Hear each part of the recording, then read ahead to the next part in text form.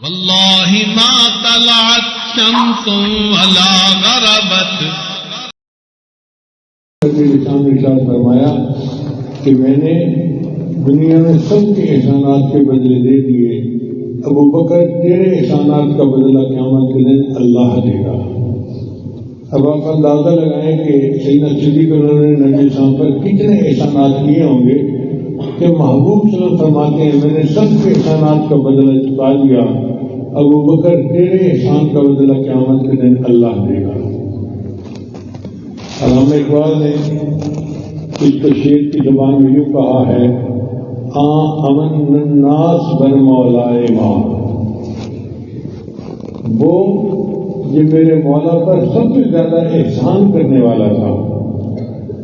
کلیم اول سنائے ماں، فارسی کلام ہے لیکن علامہ اقبال کی سوچ کو سلام کرتا ہوں کہ انہوں نے نبی اسلام کے ساتھ تشبیہ دی طور سینا کو، کہ جس طرح طور سینا پر اللہ کی تجلی پڑی تھی، اے میرے آقا صلی اللہ علیہ وسلم آپ کے اوپر تجلیات شان جامع پڑ رہی ہے، آپ بھی طور ہی ہیں اور آپ کا پہلا کلیم سیدنا صدیق اکبر لانو ہے.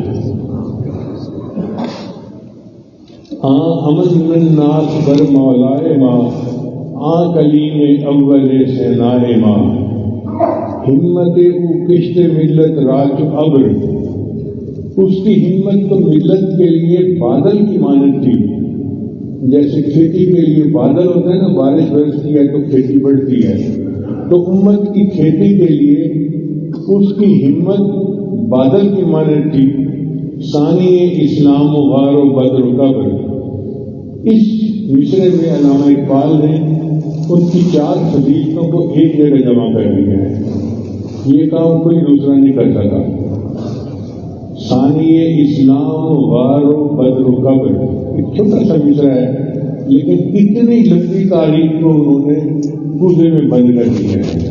یہ ہے سمندر کو کوزے میں بند کرنا.